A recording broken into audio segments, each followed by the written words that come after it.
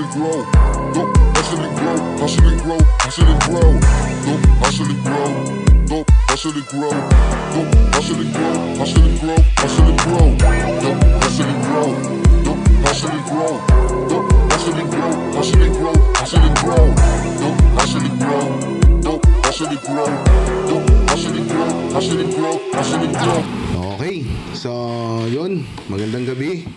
Siyempre, yes, sir. Sabay-sabay, kami nga po pala ang Dope, Hustle and Grow. Yan, siyempre, marami nagtataka bakit may bagong lumabas na grupo. Mismo.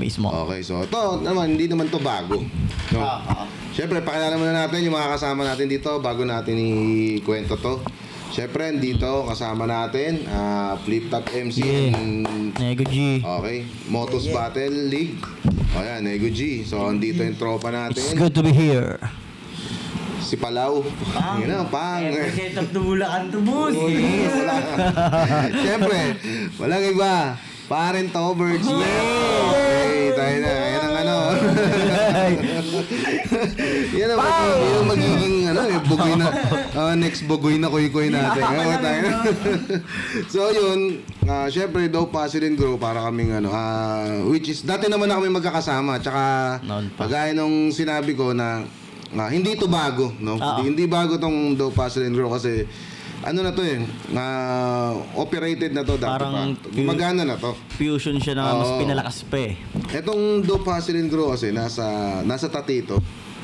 Bali yung pinaka-may-ari ng Dope Hustle and Grow is from tingin ko North ang pagkakaintindi ko North California. North Cali. Yun, no, diba? North Cali. Ngayon, di naman natin kailangan banggitin kung sa North Cali. Siyempre, basta taga North Cali to. No? Tapos ngayon, siyempre, isa ron is, may Pinoy. Yes. Pinoy na pumupunta-punta rito sa Pinas. So, yun.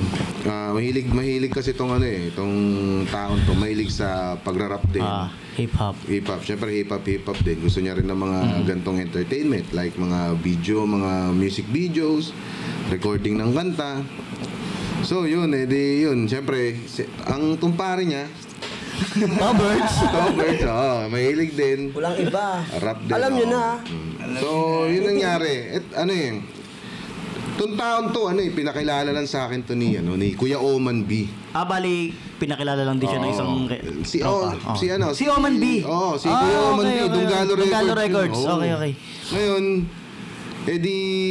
sabi niya sa akin, kasi ako yung tipo na nagpundar ng mga gamit. Tapos hindi ako yung prices pagdating sa mga singilan kasi hindi alam ko sa sarili ko, hindi naman ako ganun kagaling pagdating sa recording, hindi naman ako ganun kagaling na maganda ba mix ko. Sanay lang. Pahambol pa. Oo, nasa Pahambol pa eh. Oo.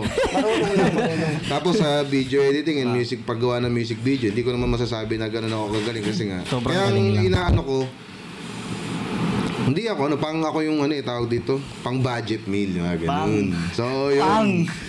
Ito is kaibigan ni Kuya Oman B ng EHP, Dunggalo Records. So, doon nagsimula lahat. One time kasi, nag-shoot kami ng Baluarte. Part 1. Oo, nag-shoot kami ng mga All Gods. Okay, mga All Gods ng Valenzuela. Shoutout Baluarte Part 1. Baluarte, yan. Shoutout sa inyo. Ispatan nyo sa YouTube. Sinutan natin doon. Yun, pwede rin doon. Ngayon, pag-shoot ko ng Baluarte, si Kuya Oman B nag-repair ng sabi niya sa akin, bro, ganun wala akong marekomendang mag-videographer Meron akong tropa galing galing Amerika. Ngayon, gusto niyang magpa-shoot ng music video. Sabi niya, inopera ako Ngayon, sinabi ni Kuya Oman, kasi ikaw medyo mura-mura hindi niya naman kailangan ng magarbong basta gusto niya. Basta quality, tas abot kaya. Abot kaya lang. Mr. Jude na, syempre. Tsaka, hindi to kahit abot kaya, panis sa bossing natin.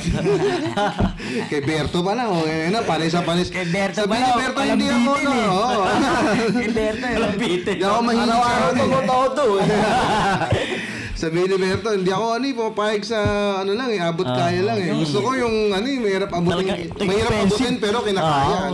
Triple pa yan, boy. So, doon yun, nung napakilala napakilala na sa akin, Yun na, di sabi ni Kuya Oman B, paano? Kain pa nga kami nun, SM Valenzuela. Kain pa kami, nasa Giligans kami nun. Giligans. Sinigang paulam namin nun. Sige, Giligans, baka naman. Saan, Jude, kain ka muna. Ganyan. Siyempre, nahiya pa ako dahil di naman ako ganun nag-i-English masyado. Pero nakakapag-Tagalog naman si Bossing kahit paano, kahit konti. Na maintindihan talaga natin. Tapos, yung napakilala sa akin ni Kuya Oman, pagpunta namin ng SM Valenzuela, doon namin kumain, napag-usapan, presyo na ganito. Okay, good, wala problema. Walang palag eh. Wala, di na pumalag. Sabi ko, Name it, no? Name it. Tangina. Sabi niya sa akin, basta magkano? Sabi ko, ganito, nagbigay akong presyo. Di na pumalag. Okay, good. Sabi niya, mga 6 trucks yata. Dami, no?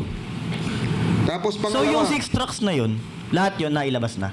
Alam ko na na-release ng iba. Isa, dalawa, ganun. Okay, so, ito, baka dito natin i-release yung iba. Oo, dito pala, sa page natin, Dope Hustle and Grow. Huwag po natin kalimutan pala. I-like natin yung Hustle and Grow Like and page. subscribe. Okay. Abangan nyo, may mga kami dyan. May mga marami kami sorpresa dyan sa Marami. Dope Hustle and Grow. Maraming nakaambang ngayong 2025. Abang-abang. Yan, abang-abang. Magkakaroon tayo ng ano dyan. Kahit mga pag-games. Oo, pwede. Biglang mag-live yung page, i-like nyo kasi ba, biglang yung mga mag-live. ganun, maganda yun eh. Biglang mag-live yung Pangatak na page. Magpalaro kami sa page, di ba? Para si Berto bahala sa price nun. Naman, bahala. Pwedeng padala namin kayo ng grab food. Pwedeng no? Kaya na, mabunot lang yung... On your doorstep. No, tayo na darating. Papadala namin yan, through grab. Lala mo, basta... Maano lang, sakali, magkaroon kami ng palarong ganun. Basta maraming parating, t-shirt, maraming pwede rin sa t-shirt, pwede rin t-shirt gadget. Dope Hustle and Grow. iPhone 13, sagot ni Berto. Mabigat sa phone. So ayun, nung nag-usap na kami, okay na. Sabi niya, see you, anong araw ba yun? Basta para ang preparation namin, 4 days. mga last year. Kasi sabi ko, boss, kailangan ko mag-leave sa trabaho. Kasi tatrabaho pa ako that time eh. Mag-leave ako sa trabaho para lang dyan. Kailangan mo para magampanan mo ng gusto. Para yung preparation maganda. Ngayon, yun na, nakapagpaalam na ako sa trabaho namin, nakapag-leave ako. Sabi niya, dito tayo, shoot tayo sa ganitong lugar. Okay, punta kami. Nung nagkita na kami ulit napaka-low-key pare. Napaka-low-key. Yes, sir. Napaka-low-key na itong taon to. Talagang... Wala akong masabi. Sa parang talagang pagkasama mo, anong gusto mo? Ganyan, okay ka lang ba? Hindi ka okay, anong kailangan mo? Ganun siya, parang ibang klase to. Pangalanan na natin. Siyempre, siya ang promotor talaga na ito na... Dope Hustle and Grow. Pinaabot niya rito sa Pinas. Ay, di niya talaga to, boss. Dope Hustle and Grow, kanya talaga to dati pa. Ngayon, from America, gusto niya magkaroon dito kahit mini group. Parang 2 years in the making talaga. Kasi 2022 pa ba yun yung pinlano nyo to? 2022, kasi tapos diba ngayon lang taon kasi talaga. Kasi 2022 nung una kami nagkita, ba 2022 or 2023? Basta medyo naguguluhan ako. Tama, 2022 nga. Yung una namin pagkikita. Tapos, parang 2 years after na to, 1 year ulit. 1 year after, nagkita ulit kami. Every year every year uwi siya niya rito. umuwi dito sa Pinas. Ngayon, kada uwi niya, matik yun. Tatawag na lang bigla, hey Jude, what's up? Let's go, let's hang out. Tayo na, sige. Solid. Kahit pagod na pagod daw, galing trabaho, pag tawag, magugulat ka, nandyan na pala eh. Sa Pinas na pala eh. Tapos doon usap na naman kami, shootan mo ulit akong bago, may 6 trucks ulit ako. 6 trucks na naman. Yung pangalawa namin punta, doon na kami, nagtagaytay namin. Yun na, the best part. Sarap doon, ganda ng viewing doon. Doon kami nag-shoot sa Sky Ranch. Sa gabi nun eh. Ang ganda pala sa Sky Ranch pag gabi, sa may Tagaytay. Doon kami nag-shoot. Ginamit namin yung peryahan doon, background peryahan. Kasi pangalanan na natin si Dope L, di ba? Kaya Si Sir Dope L. Shoutout sa'yo, Boss Dope L, no?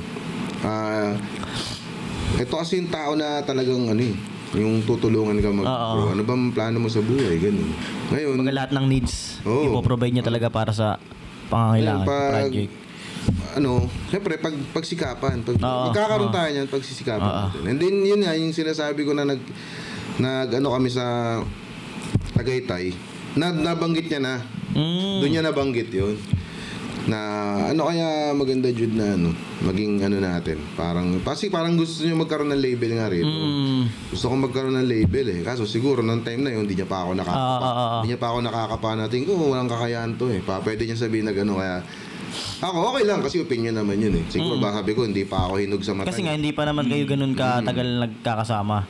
Hindi pa ako hinog sa ganun sa mata niya. Pero nung binanggit niya naman sa akin, basta pag-isipan ko, pag sakali na magkaroon ako ng idea, bigla na lang natin. Sabi ko, meron akong mga artist, boss ka.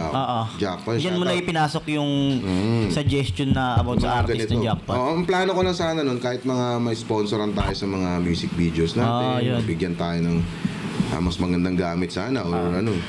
Ngayon lang yung una kong wala pa tong podcast. Kasi wala man ako idea talaga rito sa podcast. Camera pa lang. Ano lang parang libang-libang lang no? Ang plano ko lang talaga, videographer lang talaga. Video, music video, Yun tapos record ng kanta, tapos parang boss, pag kinulang, boss, baka pwede ka naman magpa-sponsor, ganyan. Bit-bit yung pangalan mo. Parang ganun yung idea namin nung una. Pero sabi niya, sige, tapusin ko lang itong mga tinatapos ko, babalikan ko yan. Sabi niya, babalikan ko yung usapan yan. Tapos yun na, noong time na ikaw na, nakikita ka niya yun na. Sabi niya, may pumuputok na, sabi niya. Yung that time, alam niya na Jackpot Music ako. Alam niya na. Sabi niya, Jude, Jackpot pala to si Jackpot pala to si Nego. Jackpot Music. Sabi niya, Jackpot pala to si Nego. Sabi niya, boss, sabi ko, ganyan. Sumasalang na ng flip top. Sabi niya, nakikita ko yung niya eh. Lalo yung mga reels niya. Sabi niya, natutuwa ako sa mga reels niya eh. Kasi puro patawa yung Sabi niya, mga nagbabars. Tapos double meaning. Sabi niya, nag-wordplay siya. Na double meaning. Sabi niya, natutuwa talaga ako. Sabi niya, sabi ko, boss, goods na goods yun. Tapos, pwede ba akong bumili ng sa kanya? Doon yun, nagsimula. Doon na yun. Kasi nag-comment siya eh. Yung, sabi niya, nakita niya yung post ko na nagtitinda ako ng longganisa, di ba? Sa longganisa, isa kayo. Ilan ba yung natitira? Kunin ko na lahat. Actually, nung una kasi wala siyang profile pic. Tapos yung pangalan niya, LL lang. So, hindi ako, suspicious din ako na baka natitrip lang to. So, ayun na nga, nung sinabi ni Boss Jude, nag-chat sa akin na, next, si Sir LB niyan. Ano mo? Bossing niyan. Ayun na. Doon na, nag-cruise yung landas namin ni Boss. Doon na. Nag-deliver ako ng longganisa ron sa bahay nila sa Karuhatan. Talagang ibang salamat sa longganisa. Tsaka to si Longganisa. Salamat sa longganisa namin. Okay, may 1 kilo pa ako ron. Magbalik ko pala dito. Pagbalik tayo. May utang ako 1 kilo din kay Boss eh. Sabi niya, pwede ba akong bumili ng verse? Walang problema, syempre. Tapos yun na, sabi ko, natin. Hanggang sa, di ba, sinabi ko, hindi boss, ako bahala. Sabi ko, saglit lang, kaya yan. Sabi ko, 3. Sige. Hanggang sa nag-usap-usap tayo sa okay na. Doon na nagsimula. Napaisip din siya. Syempre tayo, wala naman tayong, hindi naman sabihin natin na, marami man tayo. Hindi naman ganun karami. Kahit paano may mga views tayo sa Facebook. Ngayon, kahit pa paano may listeners tayo. May listeners tayo. Na hindi naman masasabing kasing sikat ng mga rapper sa mainstream, pero okay lang yun. At least may nanonood na. Tama. Ayun yun eh. Tama yun. Ganun. So, ayun na. Then, nung longganisa, balik na. Lagi masarap sa kamatis. Then, tama pagbalik ka talaga dito, dala ko 1 kilo. Dito natin lutuin. Dito natin lutuin para Tapos yun na, doon na siya nagdesisyon. Sige, sabi niya, parang kasi nga kinapaan niya, hinog na yung plano natin. Sabi ko, sige. Sabi mo sa akin lahat ng needs o saan location natin. Nagkasaya na. Mabox ka na ng mga equipment. Rumoxy na tayo. Gusto ni Boss, pag sinabi niya, agad-agad. Pag sinabi niya na, ano yung need? Ito, now na. Get mo na yan, Jude. Get mo na yan. Ako na bahala. Talagang ganun talaga siya. Tapos, yun ang natin sa Dope Hustle and Grow. So, ito, kaya tayo nagsisimula. Kaya ito, nagawa namin itong podcast ito. Yes. Siyempre, marami tayong mga iimbitahan dito. Maraming Kaabang-abang, yes. Siyempre, may mga, di mo wala yung mga sikat nating sigurado naman. Kukuha tayo. Kumbaga, kailangan nating mag-imbita. Mga pangalan para malaman natin yung buhay ng iba, kung ano yung mga karanasan ng iba. Syempre, pagsasampulin natin yan. Sigurado. Especially mga rapper, pagsasampulin natin talaga yan. Dito mismo, sa mikropono na to. Dito mismo sa ating podcast studio na to. Dito magsisimula lahat ng journey. Coming soon. Theme song ng Dope, May mga nire-record din para kaming kanta rito. Dope Hustle and Grow, syempre Jackpot Music. So, hindi lang to talaga nag-i-stick sa podcast. Marami tayong tracks, live cypher, music video. Lifestyle. Vlogging, tama. magba-vlogging tayo sa mga, kahit sa mga lugar na mapupuntahan natin. Kanina. Sa mga next week natin, pagka-shoot, saan ba tayo? Tagaytay agad? Tagaytay. Pagka na final mix na yung no? Pag na final mix tong namin, soundtrack namin. Abangan nyo. Para na to. So, yun, nakakwento na natin kung saan nagsimula itong Dope Hustle Grow. So, at least, para kahit malaman nyo, syempre, Berto, si Palau, dito si Nego G, Yes. syempre, Mr. Jude. Yes. Kami ang madalas yung makakasama pagdating sa podcast. Kaya, Stay tuned. stay tuned kayo sa amin. Abang-abang lang sa mga marami bago, tayong, guys. marami tayong mga inimbita. Mag-comment lang kayo. Baka may mga may mga tanong na Isa pa, tama. hindi masagot. Yung mga tanong, gusto tanong nyo na tanong hindi para masagot. siguro sa next podcast namin. Sige, balat nyo. May tanong kayo. Mga FAQ natin, isagutin natin lahat yan. Yan, pwedeng sunod na podcast natin, Nego. Saan ba nagsimula si Nego? Parang gano'n. Yes, sir. Pwede, Magsisimula yan. Tapos lahat na, mag-invite na tayo ng mga ibang rapper. So, yun lang. Peace out. Maraming salamat. Stay salamat. tuned. Dope Hustle and Grow. Yeah.